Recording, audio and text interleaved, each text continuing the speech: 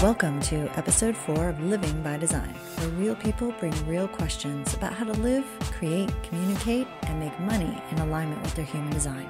I'm your host, Chris Prochaska. I help entrepreneurs, corporate teams, and speakers see how they're uniquely designed to profit with purpose in a way that's natural and authentic to their design, both as an individual leader and as part of a company or organization. You see, everything is energy, and we communicate energetically first and foremost. Your human design is a map of your energy. It shows how you think, how you experience emotions, interact with others, live your purpose, share your ideas, market yourself, and of course, even make money. My guest today is a manifesting generator, or express builder in business terms, and we dive deep into emotions, relationship dynamics, and how he's designed to serve his ideal clients. Grab your own chart and follow along as we dive into today's episode. Hey, welcome everyone. I'm so excited to introduce this week's guest, Matt Thieleman, who I met a couple months ago at an intensive down in San Diego. And we were in the same cohort group and just really hit it off and really enjoy this guy. And he's so grounded, such an amazing presence, which you're going to see this here on today's show. And I'm so excited. Let me just tell you a little bit about Matt. He lives in Michigan. He was born in Detroit, and he spent the first 8 years of his career helping businesses and organizations to communicate more like humans. I love that. That's so perfect. So you've worked with Fortune 500 companies, universities, and even small businesses, solopreneurs. And I love this. He'll tell you he started meditating before he even knew what it was, and thanks to the Teenage Mutant Ninja Turtles for the inspiration. I love that. Yeah, totally. Tell us a little bit about that. What about the Teenage Mutant Ninja Turtles inspired you? Yeah, so you can even see them in my background here, if you all can see. So there's a Donatello there. I got this when I was a fair, this little piece of glass I got in a fair when I was like 8 or 9, I think. Yeah. So I was a huge Ninja Turtles fan. And in the first Ninja Turtles movie, the leader, Leonardo, he goes and he meditates by a tree. And then gets a message from Splinter, their sensei, their giant rat. So I would just sit and kind of create the meditative posture, and I had no idea what I was doing. And then for 20 years after that, I thought there was a thing to do in meditation. And then as I learned, I was like, no, actually there's nothing. It actually is just being. And so, they totally turned me on.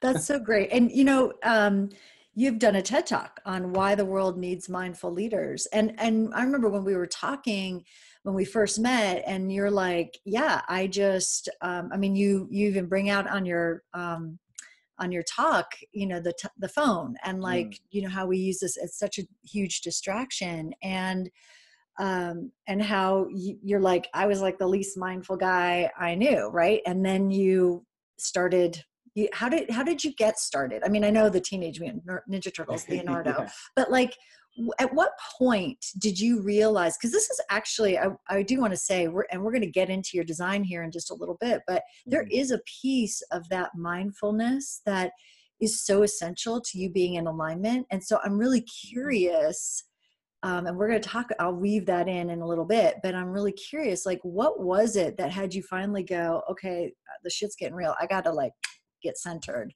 Yeah. It's funny. I think it's followed me my whole life. So I talk about the Turtles when I was younger. When I was in high school, I did a 20-minute talk on Tibet. I've been fascinated with Buddhism, but like I said, I thought it was inaccessible. I thought it was a thing that, and for most of my life, I thought all religion was sort of inaccessible. I thought it was separate from me, which is a whole other kind of tangent. Yeah.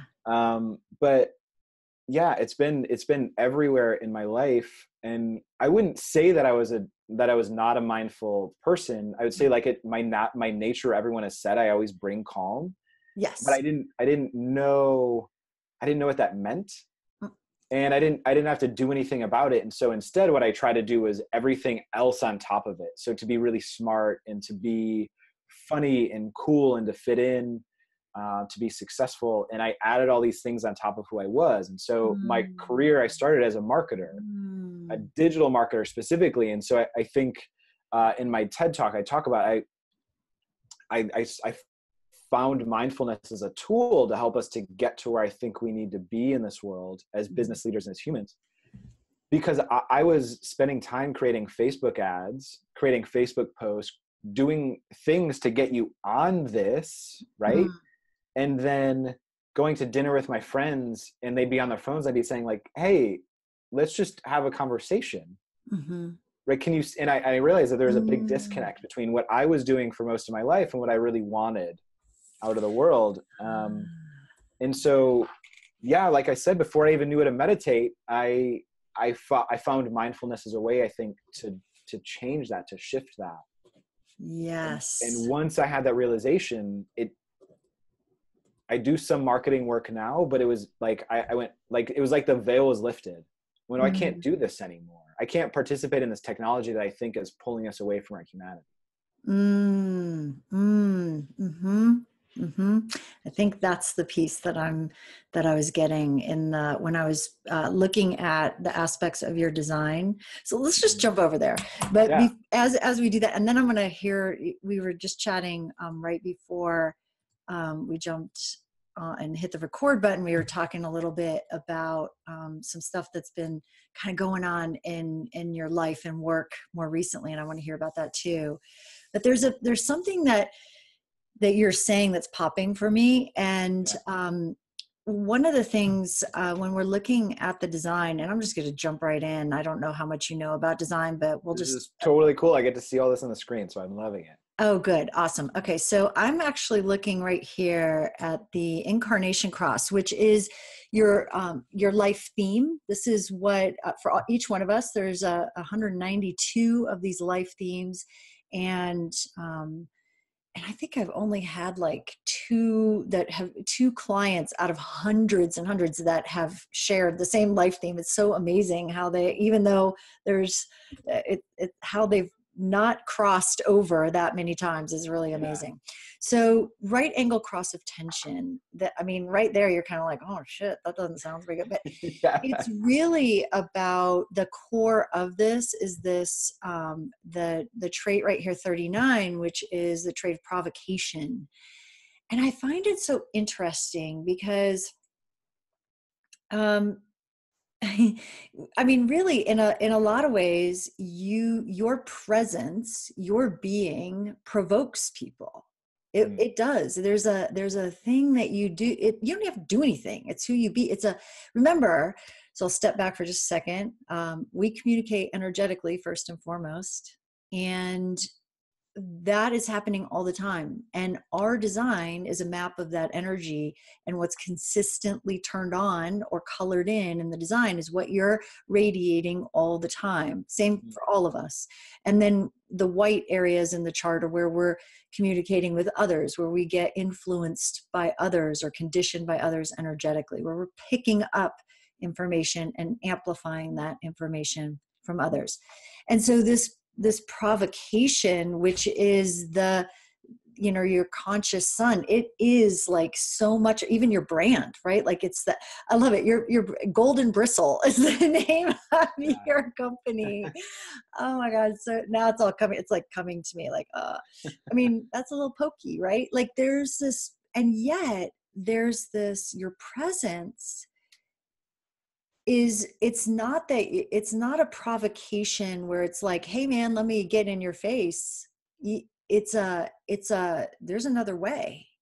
It's almost in your, I just find it interesting. And I apologize if my brain is literally going like 5 different directions at once today. But it's like you said something earlier, you said there's a disconnect between what I'm doing and what I want. I'm provoking, I'm inviting, I'm getting people to get on the phone. And now that they're there, I'm like, wait a minute, now I got to invite them, provoke them to get off the phone. Right. And there's this shift of, wait, hold on a second. This isn't what I want. And it's really like there's tension there. Right. So right angle cross of tension. Yeah. And And so then there's this meditative quality that you've been developing all your life, and yet now through mindfulness, through your practice, the way you provoke is so like energetically, it's through your quietness, if that's a way of saying it. Does that make sense to you? Yeah. It's funny. My coach last year reminded me, he said, people, and I think especially men, no, just people who are in integrity, and I think who like living from they trigger other people. Yes. And I have found that I've spent my life trying to always be the nice guy. Right. Because there is a part of me that, like, no matter what I did, just part of who I am got people off centered. And I fought that for so long. Yeah. Well, here's the thing. It's actually, I don't know that it gets people off centered. What it does is it illuminates where they are off center. So one of the things that happens in this trait of provocation is that, I mean, you literally just can walk into a room and provoke people, right? So there's nothing it's not like you're saying anything. So what you're actually doing is almost like, it's like shining a light and saying, hey, who's off center?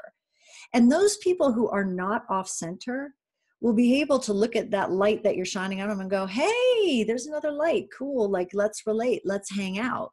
And then the people that are like, whoa, what are you doing? Like, you're such a jerk. Like, what do you, and they blame you. But really all you're doing is illuminating where they're off. And that's why it's so important that you never take it personally.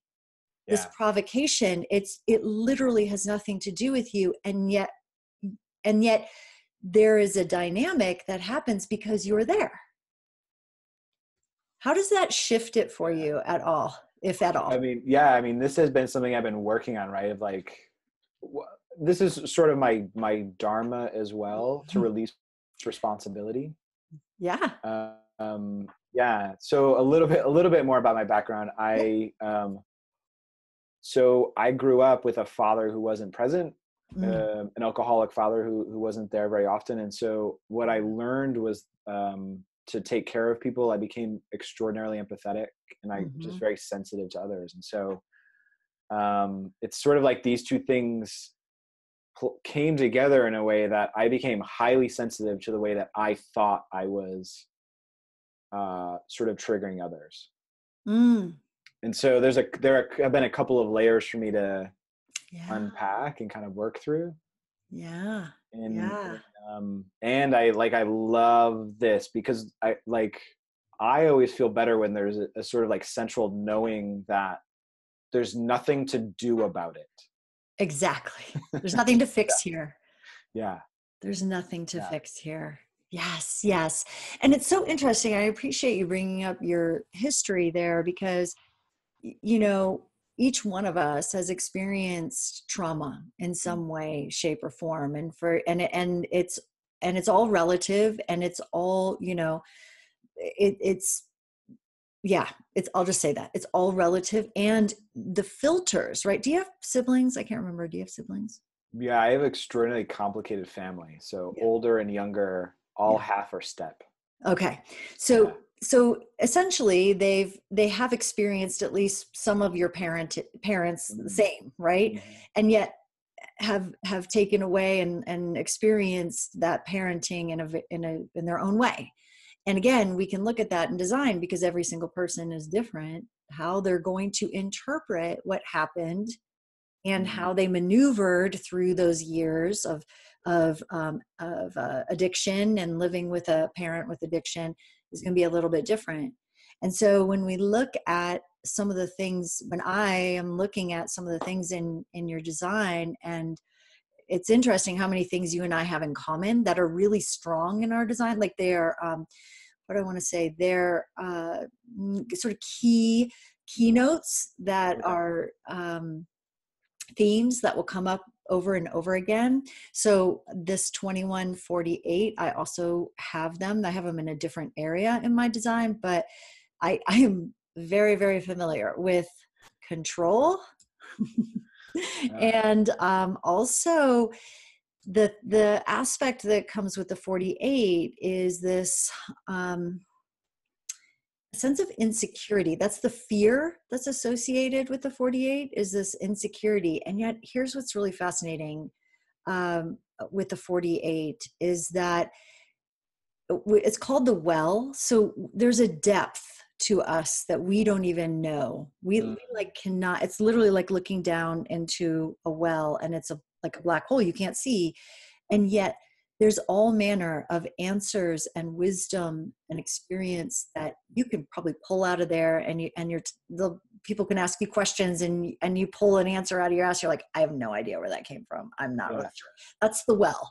And the anxiety is this sense of, do I know enough? Am I enough? Is it enough? Like all of that. And this, I don't know if I can trust it this time. What if I don't have the answer this time? What if somebody asks me something and I just don't know? And yet here's what's so fascinating. The paradox of that is that we're not supposed to know. It's literally like looking into the void and having access to the void, but we don't know we have access to the void. So it causes us insecurity. Yeah, I totally get that. Right. And so then it's partnered with the 21, which has a lot to do with control. I mean, I'm just like, I am a card carrying control freak, right? Like it's just, if I am with someone who I trust and I feel like they have the situation under control, I'm fine with letting go of the wheel. I'm like, it's all right. I trust it's going to be all right. It's all cool. But if I am in a situation where emotionally it's not stable, or there's foundations that are not being set, there's something about the container that feels really wobbly, I will jump in and go, hold on a second, we got to get this thing under control. Right. And so as a young child, when we are with parents who feel like they're not present, they're not able to hold it, we will jump in and do that. And start to take over and try to get some semblance of control, whether that's just internally or even in the environment. Does that make sense to you? Yeah, totally. Mine was, I think, like the calm became my like my way to do that, but by like tamping down emotions, just like make everything into calm. Right. And it's all right as a control. Yeah. And now that I'm becoming more aware,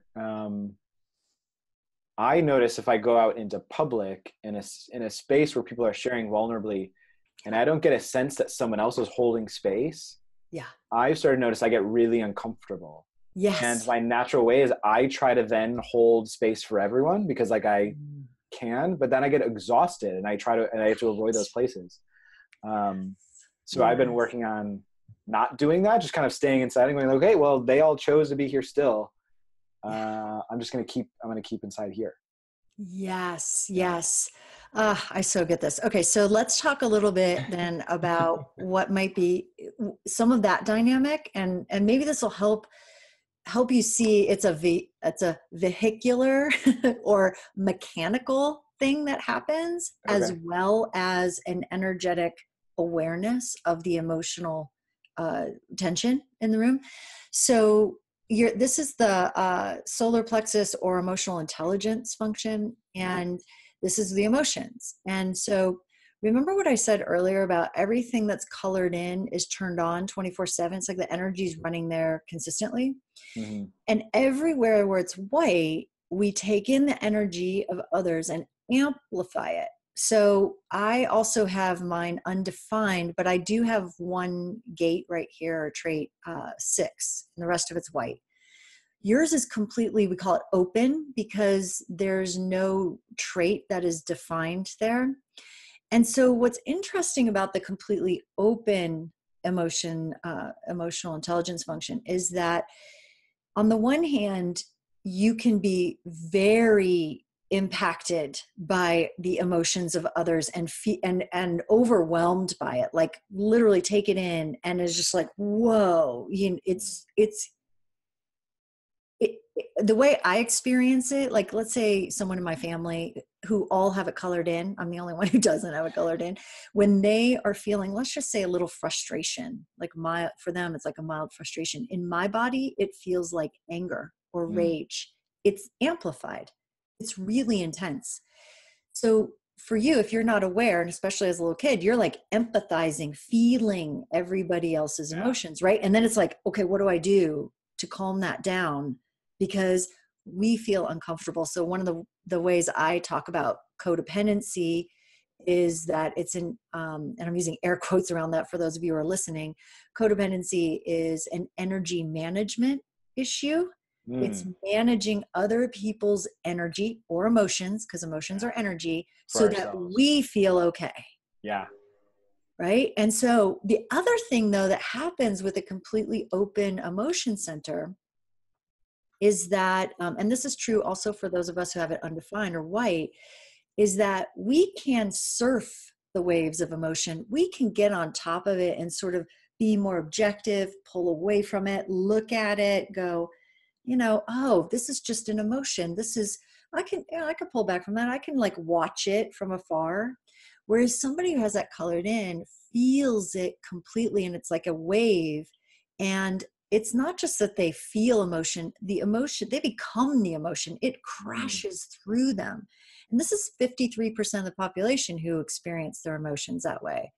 So for them, when we, and especially you, because you can actually get so unemotional. I mean, you can look back at so objectively that people might look at you and say, God, you're so cold. Like, how could you be so cold? How can you not care? And you're like, why do you have your panties in such a bundle? Like, this is not a big deal. Don't you see? Like, detach. Your emotions are all wound up, and they're like, God, can't you feel what I'm feeling? And you're like, no, I can't.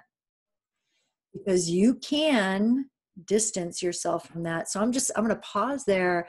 Yeah. What's popping for you? No, that is literally true. And that was most of my life until the last 2-3 months. And when I really started to engage in this work. Yeah. I remember, I think like college or high school, I like sat and told myself, I was like, I don't think I feel things as deeply as other people. But that's also not true. Like, it's not true. Yeah, exactly. Because that was actually just my survival mechanism, because I feel things so deeply. I just learned, like you said, to kind of stand on top and watch it all. Yeah. Yeah. And it's easier for you to do that. Like mechanically, you can do that. Yeah. I get to escape the discomfort, right? It's like, it's an amazing survival mechanism. And I'm someone who identifies as connection. What I found is it creates me being constantly disconnected. Right. Yes. And so like I've done a lot of work just to be with emotions, to really identify them. I'm feeling this right now, and then saying it to others. Yes. The other thing that I kind of learned to do is intellectualize. I'm feeling scared, but I know I don't need to because XYZ. Right. Right. So that like immediately creates a disconnected wall. Yes. Yeah. Thank you so much. I'm so glad we're having this conversation, because I really get this. And it's interesting because we empathize like that at a deep emotional level. We can empathize with others. And I've also had that same experience where I've either had somebody say to me, God, you seem like you don't care, or why don't you care or feel? Like, why are you so disconnected? And I thought something was wrong with me for years. Like, why can't I, And yet I feel I have these experiences and expressions of emotions and feelings, two different things, emotions, feelings. We'll set that aside for another conversation. But, and this intellectualizing it, totally like the spiritual overrides and the intellectualizing things, easy for us to do, and which is not a good thing necessarily, not really a good thing. And then the feeling, like actually allowing a feeling to be present long enough to experience it and experience what it has to tell us, because the shadow, So the shadows of our design are in these white centers, in these undefined centers, and the shadows and distractions. And the shadow of the undefined emotional intelligence function is avoidance of conflict and truth. Avoidance of conflict and truth. And so it's sort of like, ooh, that's intense. I'm out. Right. And we can go out intellectually.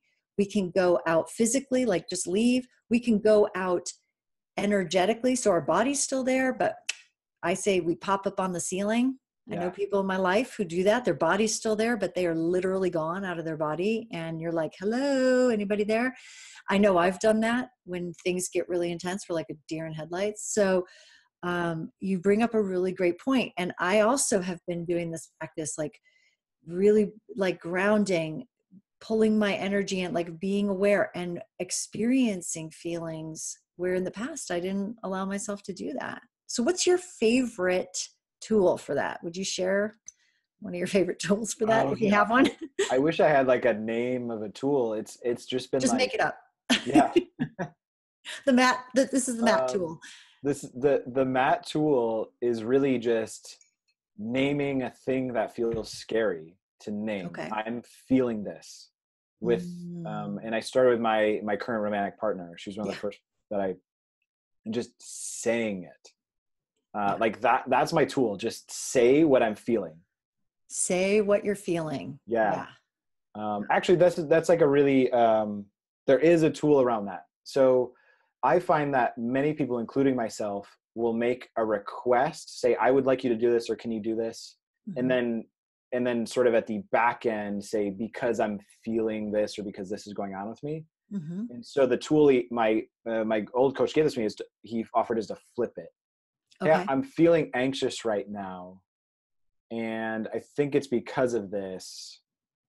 You know, is there a way that we could work on this? And to start with the vulnerable part instead of like the intellectual part. Hey, can you do this? Because, and then kind of like gloss over because I'm feeling really scared. Right. Yeah. That's so good. I love that. I know this is such a gem. It's a gem for me. And I've been studying, I teach emotional intelligence all the time. It's one of the things that I quote unquote sell because it is such a big challenge in my life and in my work and in my relationships and in my design. It's sort of like my profit potential, if you will. Yours is also around, let me just erase this for a second. I haven't done this yet on one of these calls, but it's, a lot of that profit potential has to do with this willpower function, which has to do with I'm enough. Is it enough? Am I enough? And letting go of control, letting go of I got to prove something and I've got to, show that I have it all together and I got to prove that I'm this and that, coupled with that open emotion center. Like this is so powerful. And as a man who's doing this, and I have to say, I think I shared this with you, but when we went to that intensive, Rich Litvin's intensive, that was one of the first intensives I've been to that was led by a man that had a lot of really highly conscious men in the room. Usually there's women who are leading it, it's just the nature of the industry of coaching and consulting. And it was so cool and refreshing for me as a woman to be in a room that was led by a man who could be present and aware and really supportive of a group of really strong women and men. Mm-hmm. And also you like that, to be like that. There's a transmission that comes with that. And I think that that's something that you offer. That's part of what you sell, is this ability to be both vulnerable first and intellectual as well. And I think that is something that is so, so potent in what you do. And you're doing it, and you probably don't, even though you did just bring it to a conscious awareness, you're just doing it more naturally. Would you say that's true? Thank you. Yeah, definitely. It's taken practice. And I love how you say it, like at some point it just becomes a way of being. Right. And then we get another thing to work on. Right. Yeah. And I will say that, like, I said, I've been working on some of this emotion stuff for the last, 2, 3, 4 months, but I've been engaged in personal work, for longer than that. Yeah. And yeah, it's a journey. We don't, I was actually talking with my girlfriend about this today. She has a friend who's in a not so great relationship, and my girlfriend was offering, these are some things that Matt and I do. Mm-hmm. And I just commented, I said, both of us, we had to do a certain amount of groundwork before we could even try some of these exercises, these ways of being. Just being honest is a lot of what it is. Right. In that, like, I kind of likened it to training for some physical activity. Like, we had to have a certain amount of fitness or capacity before we could practice this. Exactly. I want to hear what those are. Let's take like a brief break here, and then we'll come back, because I want to hear what those are and kind of what you've been up to more recently that's really shifted for you. Cool. All right. So we'll be right back, everyone. Are you clear what you're creating in the next 12 months, or do you flip-flop, or maybe start strong then fizzle out? If this sounds like you, I have 2 resources for you. First is a clarity visualization session. It's a free, downloadable, guided visualization to not only help you connect with what your heart and soul truly want to create, you're also going to get clear if it's really your heart's desire, or what you think you should create based on what other people say is important. This is so essential to creating the right goals that are worthy of you. You're also going to see how ready you are to take action on that dream or goal. For those of you who are clear on what you want to create, but you keep getting distracted, second-guessing yourself, and wondering why everyone else seems to make it look so easy while you struggle, I recommend the Design Synthesis Session or ongoing coaching. The Design Synthesis Session is similar to how I work with my guests here on the show, but we're going to go deeper and get even more fine-tuned with your specific design than I have time to do here with my guests. You can also check out upcoming classes and programs to support you in your life and business. Now, back to the show. Okay, welcome back. Here we are. We're talking with Matt, and we're going to dive into, he's got a couple tips here. We're just talking about relationships, talking about emotions, setting the stage for, I'm going to put in the word radical honesty. I'm going to throw that in there. Cool. That was my own addition. But tell us a little bit about, you said, in order to have some of the capacities that you and your girlfriend have had around communication, you had to set some of that groundwork. Will you give us a couple examples of what that looks like? Yeah, totally. I mean, so the first is just simply being aware of when we're experiencing closure or openness. Okay. When we're triggered and when we're close to being triggered, right? So there's like work on our own side just to have that level of awareness. Yeah. I'm actually almost 10 years older than my girlfriend. I tell her she's a savant. She's miraculously good at this stuff, and it's taken me a lot longer to work on it. The practice, so we enter the relationship, and I told her my view of commitment is always moving closer to the other person. And so that's the game that I want to play. And I often will use the word game, because I think a lot of relationships we can view a lot, and most of life, as sort of a game where we have rules or agreements that we kind of work on, and we like to play there. And so then if I'm using this frame of always moving closer, the question I ask is, when I'm triggered, when I'm feeling a really strong emotion, or when she is, and I've been doing some masculine, feminine polarity sort of work, of just kind of like learning to be with a range of emotions that I don't feel as a masculine being. Yeah. The question I ask myself, and the way I come from is, am I using this as an opportunity to get closer, or am I closing off and going further away? Such a good question. I just kind of, that's like my practice in a relationship. And so even when stuff feels really hard, she says something I don't like, I will just practice like stopping and going, okay, like what can in this moment, am I closing? And what can I do to at least kind of stop where I am, if not to be closer to her? Yeah. I love that. I think that's so important. And it's interesting. My husband and I have been married, I guess we've been together 17 years. Is that right? No, married for 17 years, together for 19 years. And, we're still learning and navigating this and having to, I mean, it's such a dance. It really is. And I love what you were just saying is like, am I opening up? Am I moving towards, or am I closing and I'm out of here? Cause it's too intense. It's too loud. It's too, it's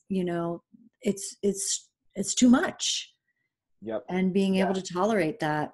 And I will say in my previous relationships, my pattern was hard feeling, hard conversation. Like you said, like go to the ceiling. Like I could literally feel myself in my head going, oh, I'm feeling this. She's feeling this, but I don't know what to say, or like, because I wasn't in my body, like I didn't have a way to respond and get closer to her. Right.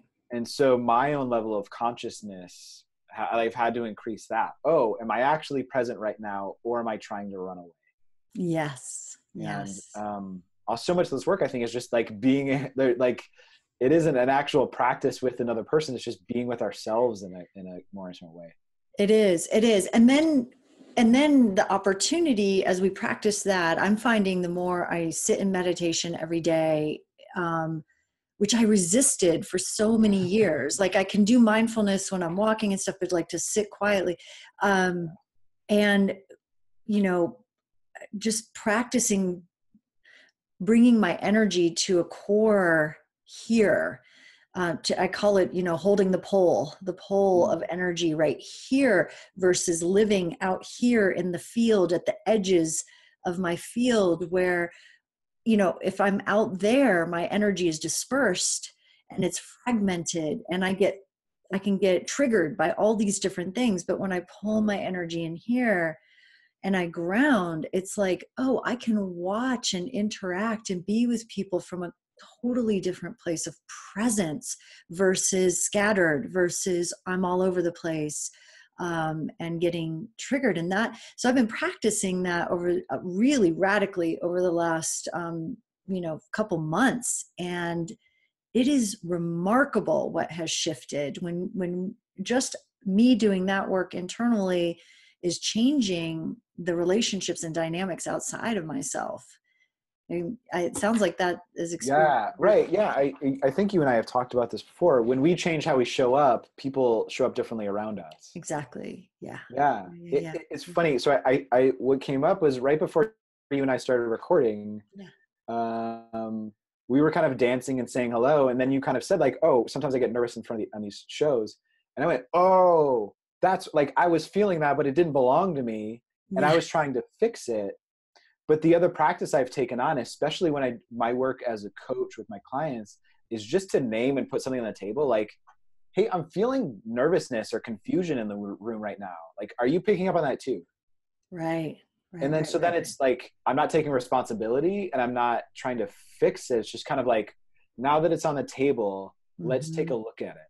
Yes. Exactly. And I definitely have done that with my partner. Like a lot with coaching and with my partner. Like, like something feels stressful right now. Is that just me? Right. Exactly. And it's interesting because you bring something up, which I think is also really, when it comes to the emotion center, and I share this with all of my clients, is that whether you have it colored in or white, or even open, just like yours, is, who or what does this belong to? Who or what does this emotion belong to? Because in our undefined emotional center, our natural state is to be neutral, is to be not absent of emotion, just neutral, like open, ready to experience whatever the next emotion is. And then we experience it and then it's gone, So unless something, is really stressful or super exciting is happening, then of course we're going to experience whatever feelings we have. Driving today on the really trafficy expressway, I was full of stress. Yeah. I know. Yeah. Right. Yeah. Cause you're there, but you're also picking up on the stress of everybody else. Right. Yeah. As well. Yeah. And so then, the collective, and it's sort of like, whoa, who or what does this belong to? Return to sender. And you do that in your head, right? Like I had a friend who said that to her husband once. She's like, this this is return to sender. That's yours. It's not mine. And I was like, oh, you're not, he goes, that doesn't feel very good. I was like, yeah, you're not supposed to say it out loud. This is an energetic tool. So anyway, it's like, what does this belong to? Return to sender, because we can't process other people's emotions for them. We can't do that. So when we return it to sender, it's really just saying, go back to the source from which you came, right? And it's interesting because I have the gate 6 right here. This little one right here is the one I have defined several times. And we call it the source wave. It's actually the source of emotions. And what's interesting about that is that I can be the source of an emotional wave, like anxiety or nervousness, but I can also shut it down really quickly. And so when I'm in a room and I'm working with a couple or something like that, or business partners or a team, and there's a lot of tension, I can incite the tension a little bit, but I can also bring it down very, very easily and quickly with that trait. And so it's interesting, like you were picking up on it. I was the source of it. You were picking up on it. You're like, what is this? I name it. And then you're like, oh, yeah. So this is exactly, again, it's all happening. It's energy. It's mechanical. It's happening. And when we can have dialogue about it, it really changes everything. Because that's where we make up stories about what's happening, right? As soon as we experience something, we're like, why am I experiencing this? And the mind's like, oh, I'll tell you why. I got tons of stories about why. And it makes up all these stories about why we're experiencing certain things. And then we live through those stories instead of our presence and awareness, right? Yeah, that's that totally resonates. And especially when you add on to the I'm not enough story, that's kind of permanently present. Right. Like, oh, you need to do something about this. Yes. Yes, exactly. Exactly.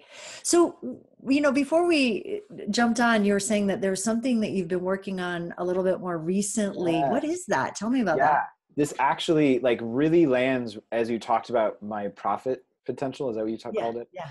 Mm-hmm. So both on the feeling side, and then the sort of what I would call like my achievement side of like trying to do things to be amazing, to be worthy. What I realize is the way that I've created the world is I'm either in connection with the world and myself and others, or I'm trying to achieve. Like I'm trying to get good grades. I'm trying to do something. I'm trying to look amazing. I'm trying to get the right answer. Oh, that's a good one. And I've made them separate.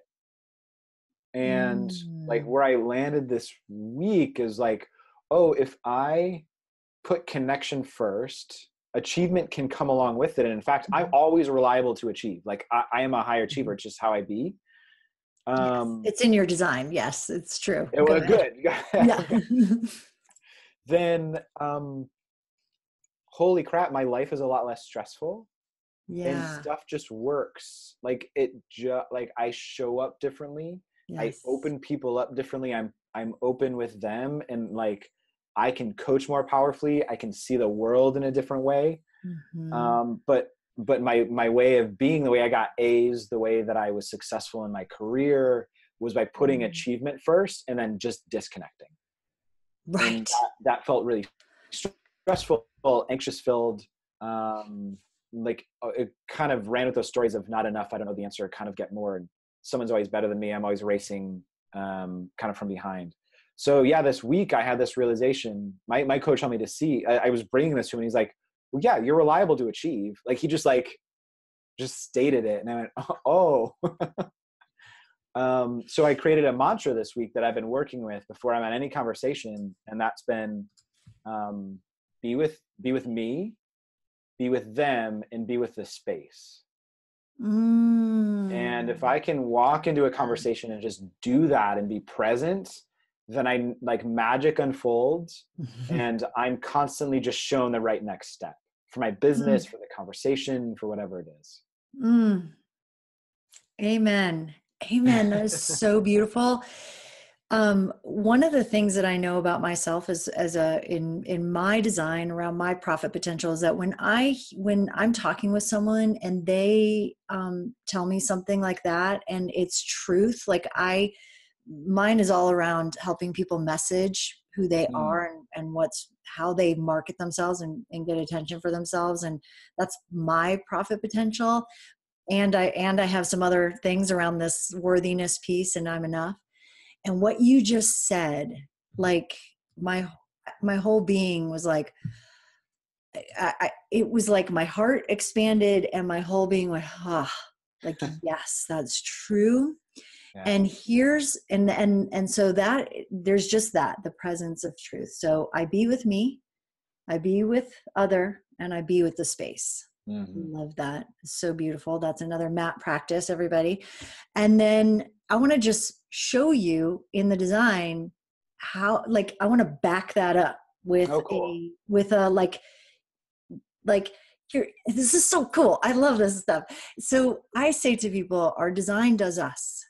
Like when we get the hell out of the way, our design does us. And actually the most beautiful thing about profit potential when I'm coaching my clients around their profit potential is that when we use our energy correctly in all these other places that are colored in, the places where we invite people into our world because we have wisdom about how it doesn't work, right? Like you've had to learn the hard way. Wow, if I do all of these things to achieve, even though I want connection, I'm doing so that, I call it the so that's and in order to's. That's something I've been working on a lot lately with myself and my clients is like, are you creating so that or in order to? Or are you creating from pure love of the thing, like the pure presence of being with ourselves or the other or in the space? And when we get out away from that in order to so that's and the proving and that, our design just automatically comes through. And so what's beautiful is that I have the 21 and the 40 in an undefined willpower or emotion or willpower or heart function, just like you do. So I deeply resonate with these. The 40 is deliverance. Like, oh, we'll deliver. We will deliver. Like, but the thing is that when we are delivering because in order to, we'll get it done. It'll be good, but we'll be exhausted on the other end. If we are present, just like you're saying, I have nothing to prove. It's all about reaching out and connecting. The willpower function is the ego. It's the source of the ego and the higher self. It's the source of our like, I got to get stuff done in order to, the striving, as well as there's nothing to do here. I have nothing to prove. And with an undefined willpower, we have nothing to prove. We did not come to this lifetime to prove anything. And yet, this is where the greatest shadow for humanity lives. In this little tiny triangle right here is the greatest shadow. The majority of us have it undefined, and the majority of us feel like from the get-go, we have something to prove. And when we get that we don't, like you've been doing your work, I've been doing my work, when we really get that and we let that go, you can provoke people, you especially, provoke people into seeing the truth of that and being in that. And I'm so excited for your clients and the leaders that you're working with, who just by you doing your work transmit a truth to them about this. Because this is the shit that all of every one of our clients in some way, shape, or form is dealing with some kind of thing around this. Yeah, thank you. It was so funny. I laughed like partway through. You said, when we stop living from the in order to's and live for the pure sake of just being, then we're, that's, I would say, magic.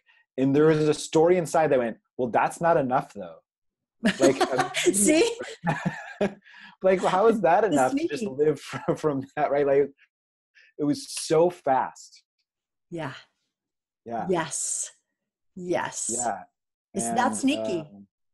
yeah, it like It's so so amazing. deeply ingrained of like just, and so confident of like living just to purely be is not, is like, can't be enough. But How could that be enough? right, but Yeah. what's the, what, and then I can stop and laugh and go, but what's the other choice? I mean, like, really, like, Right.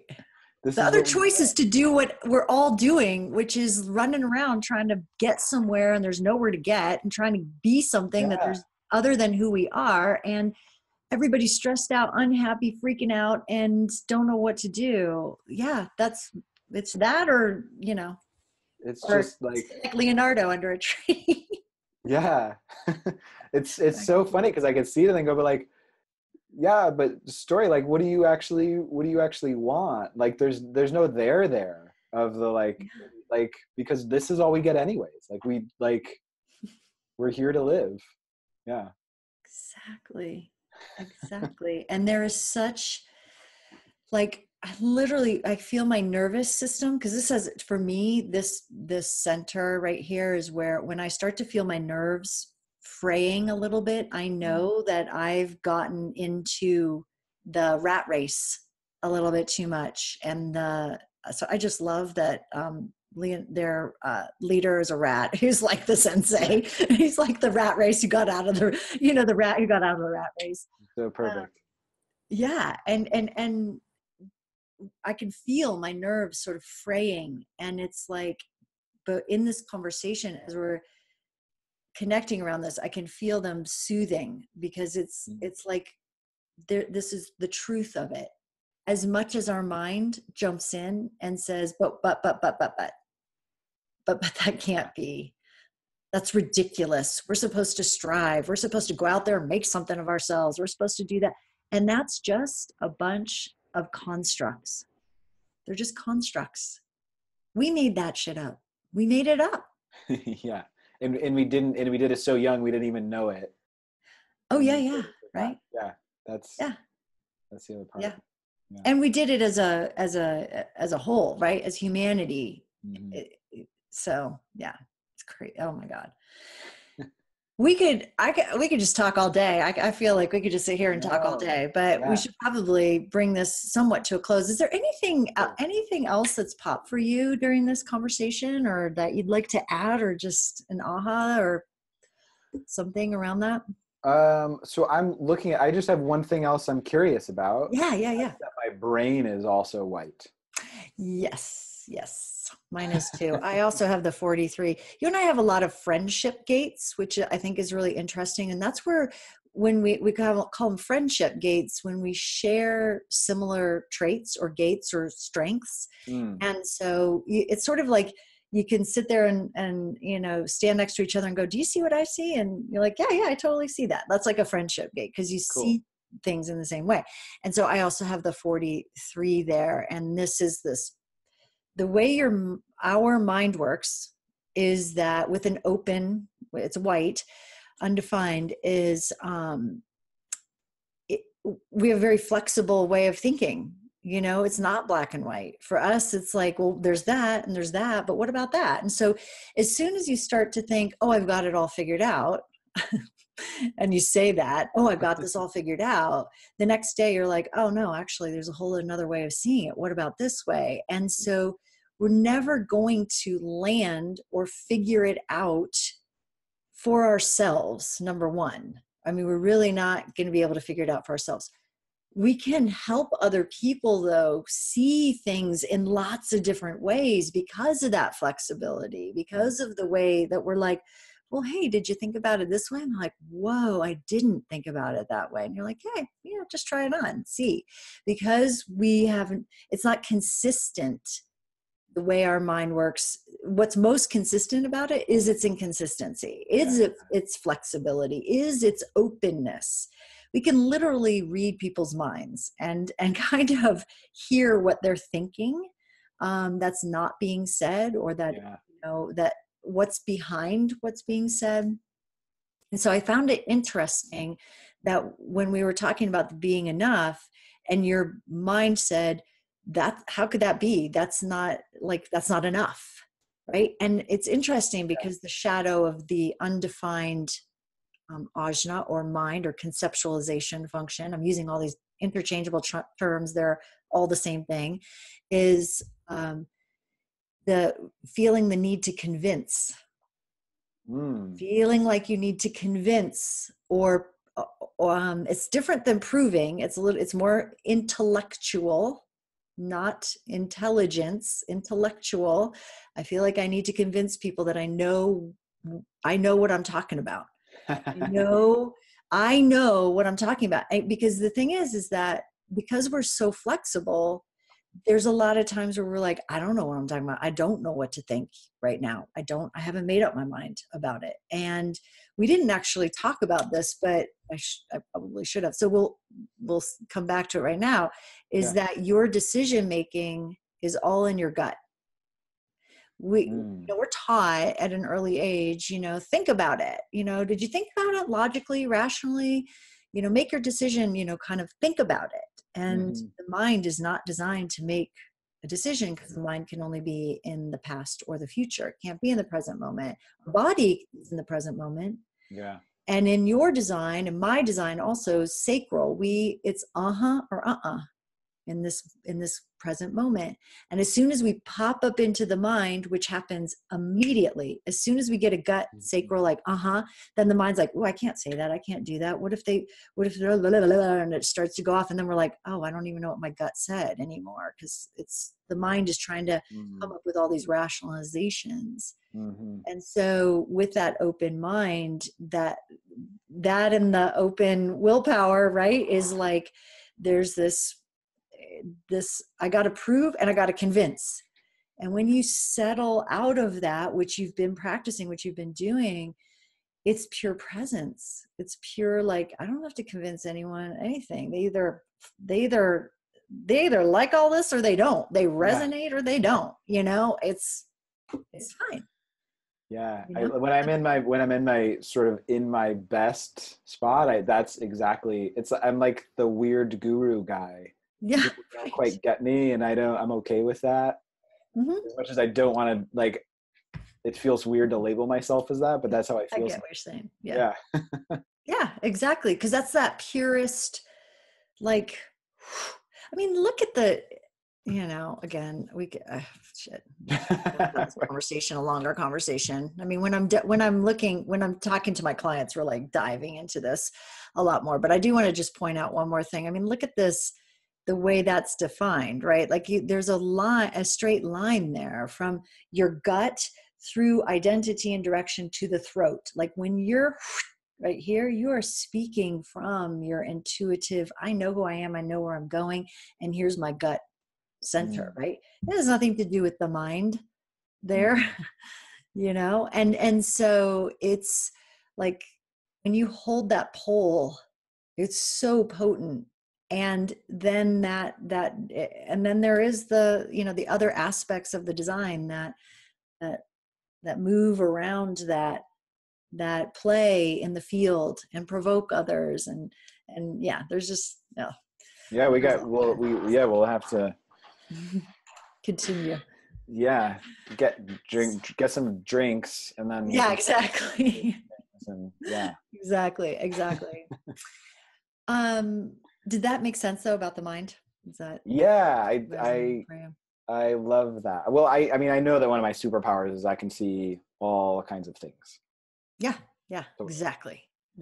Super big. Super. I sometimes will say that the way my mind works, similar to yours, because it's both are open at the top, is that it's like a web crawler. So my clients will say to me, hey, what about this? I'm thinking about doing this. And my brain will go in like 100 different directions. And it's like, no, yes, ding, ding, ding, ding, ding. And then I'll go, it's like this. And I can watch it do that. It's really wild. I'm like, whoa, that's so cool. Oh man, we could spend another long time talking about, because I visualize and try to understand how people visualize. So something I actually do is try to understand how people see the world. Yeah. So I love to know your metaphor because that helps me make sense of you. Yeah. You know, mine works like that. And then my husband's, we have this conversation. His works like Google Maps, like the little car that goes through and has the 360 camera. He literally goes through spaces and sees everything in a 360 view. And so when you bring up something, he'll say that, and he brings it up in a 360 view, like a camera. I'm like, really? Oh my God, that's so cool. My brain does not do that. I know, it's so fascinating. I know. It is so fascinating. Oh my God. Well, thank you so much for being here. This is so much fun. I love hanging out with you. And I just, we got all those fun friendship gates, and it's just always such a pleasure to be with you. And I so appreciate you and what you shared today with our guests, and just keep doing what you're doing. It's working. As I say, our design does us. And the more we sort of let go of the ego places where we think we have to do it a certain way, the vehicle takes care of itself. And that's what you're really seeing. And it's just so beautiful. I love that. Such a great example. Thank you, Chris. And the feeling is definitely mutual. And I want to thank you. I mean, I'm really grateful to have this opportunity. I love that you're sharing so generously your gift and your knowledge with the world. Yeah, it's super fun for me. I love it. I mean, like I could do this all day long. I love it so much. But anyway, all right, my dear. Thank you again, and we'll connect again soon. Cool. Thank you so much for joining us in this episode of the Living Design Podcast. Head over to chrisprochaska.com and check out the resources I have for you to expand your energy intelligence, boost your creative potential, and profit with purpose, all in alignment with your design. Remember to choose goals that are worthy of you and your natural energetic design. It's a hell of a lot more fun to live and make money that way than trying to be someone you're not. You've got a genius that can only come through you. Wouldn't now be a good time to share it? Until next time, take care.